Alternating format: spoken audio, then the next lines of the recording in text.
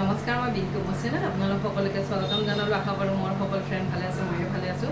আজি ভাবিছোঁ খুব সহজে এটা মিঠাই বনাওঁ, মিঠাইটো আপোনালোকৰ লগত শ্বেয়াৰ কৰোঁ আৰু কেনেকুৱা হয় কমেণ্ট ছেকশ্যন লিখি জনাব। বলক আৰম্ভ কৰোঁ। ইয়াত লৈছোঁ এটা চচপেন, ইয়াত দিছোঁ গাখীৰ। ইয়াত মই পেকেট গাখীৰটো লৈছোঁ। ইয়াত দিলোঁ মই 2 পেকেট গাখীৰ। এয়া মই গেছত উঠাই দিছোঁ। দি গাখীৰখিনি ভালদৰে বইল কৰি ল'ম। ইয়াত এটা লৈছোঁ বেলেগ এটা কেৰাহী, ইয়াত দিছোঁ পানী। ইয়াত মই অলপমান দিছোঁ পানী, ইয়াতে দিছোঁ গাখীৰ, ইয়াতে মই দিম 2 পেকেট গাখীৰ, ইয়াতে আৰু 1 পেকেট দিলোঁ।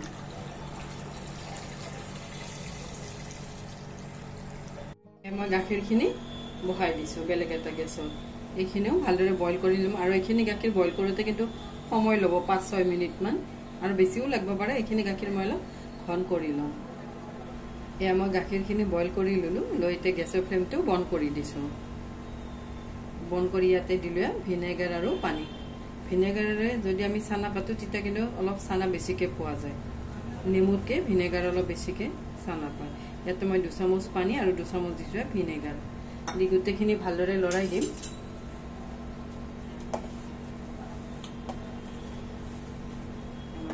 লৰাই দিছোঁ। 5 মিনিটমান এনেকুৱাকৈ থৈ দিম। এয়া মোৰ 5 মিনিটমান হৈ গ'ল। চানাখিনি ধুনীয়াকৈ ৰেডি হৈ গৈছে। মই এইখিনি চেকি ল'ম।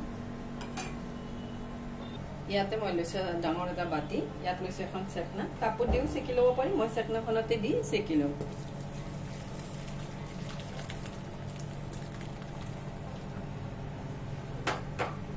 মই এনেকুৱাকৈ চেকি লৈছোঁ। চেকি লৈ এইখিনি ভালদৰে ধুই ল'ম যাতে ইয়াতে মোৰ ভিনেগাৰৰ ফ্লেভাৰটো নাথাকে। 6-7 বাৰমান ঠাণ্ডা পানীৰে ধুই ল'ম। এয়া মই এইখিনি ধুই ল'লোঁ। ধুই এনেকুৱাকৈ থৈ দিম 10-20 মিনিটমান। তেতিয়ালৈ পানীখিনি গোটেইখিনি পানী ইয়াৰ পৰা ওলাই যাব। এয়া মই গাখীৰখিনি 25 মিনিটমান হৈ গ'ল। গোটেইখিনি বইল কৰি লৈছোঁ আৰু অলপমান ঘন কৰি ল'ম আৰু 10 মিনিটমান লাগিব এইখিনি ঘন কৰোঁতে। এইবোৰ কাম অলপ সময় লৈ কাম কৰিলে ভাল হয়। মই আৰু অলপ বইল কৰিম।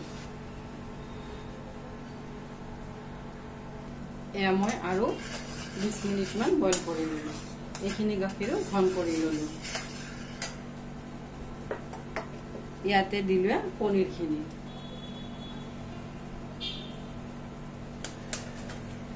পনীৰখিনি দি দিলোঁ। এইটো কিন্তু গেছৰ ফ্লেমটো একেবাৰে ল' কৰি দিছোঁ। ল' ফ্লেমতে এইখিনি বনাম। ইয়াতে মই দিছোঁ চেনি। চেনি কিন্তু মই একেবাৰে কমকৈ দিছোঁ। ইয়াত মই 2 চামুচ দিছোঁ, সৰু চামুচৰে। গোটেইখিনি ভালদৰে লৰাই দিম।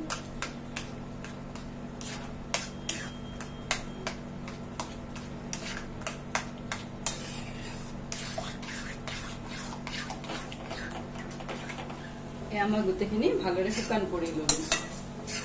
গোটেইখিনি ধুনীয়াকৈ শুকাইও গৈছে। এতিয়া কিন্তু মোৰ টোটেল 35 মিনিট লাগিল এইখিনি কৰোঁতে। আকৌ অলপ লৰাই দিছোঁ আৰু কেৰাহীটো কিন্তু ভাৰী কেৰাহীটো লৈছোঁ, সেইবাবে অলপ তলকিটো বহুত গৰম হৈছে। কিন্তু এনেকুৱাকৈ গেছ বন্ধ কৰিও যদি লৰাই থাকোঁ তেতিয়া এইখিনি টাইট হৈ যায়। এতিয়া কিন্তু গেছটো মই বন্ধ কৰিয়ে লৈছোঁ। লৈ এইখিনি লৰাই দিছোঁ।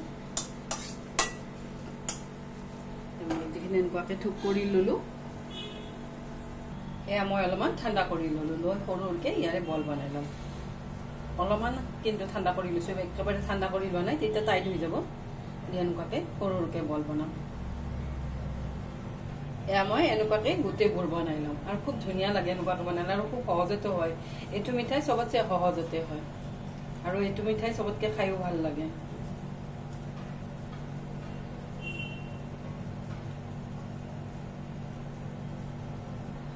এয়া মই গোটেইকেইটা বনাই ল'লোঁ। এয়া মোৰ ৰেডি হৈ গ'ল মিঠাই। ইয়াৰ ওপৰত মই এতিয়া অলপ গাৰ্নিচিং কৰি দিম।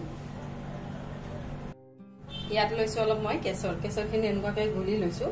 লৈ ইয়াতে লৈছোঁ এডাল এয়াৰবাডছ। লৈ এনেকুৱাকৈ অলপ অলপ কালাৰ দি দিম।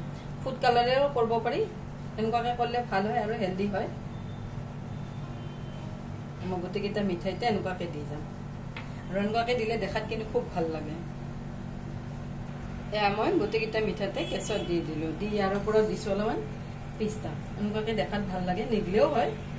মই অলপমান এনেকুৱাকৈ দি দিছোঁ, আৰু এনেকুৱাকৈ দিলে গ্ৰীণ কালাৰটো হোৱাইটৰ ওপৰত আৰু অৰেঞ্জ কালাৰটো খুব ভাল লাগে। এনেকুৱাকৈ মই গোটেইকেইটাতে দি যাম।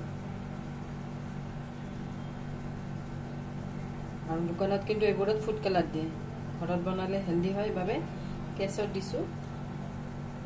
এতিয়া মই গোটেইকেইটাতে এনেকুৱাকৈ দি যাম। এয়া মই গোটেইকেইটা মিঠাইতে পিস্তা দি ল'লোঁ, আৰু দেখাটো কিন্তু এনেকুৱাকৈ বনালে খুব ভাল লাগে।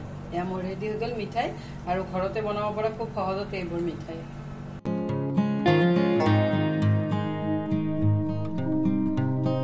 এনেকুৱাকৈ কিন্তু যিকোনো ফেষ্টিভেলতে বনাব পাৰি, আৰু এইবোৰ মিঠাই খুব সহজতে হয় আৰু খায়ো ভাল লাগে। আৰু আজিৰ ৰেচিপিটো আপোনালোকে কেনেকুৱা পালে? আজিৰ বাবে আহোঁ। থেংক ইউ, বাই।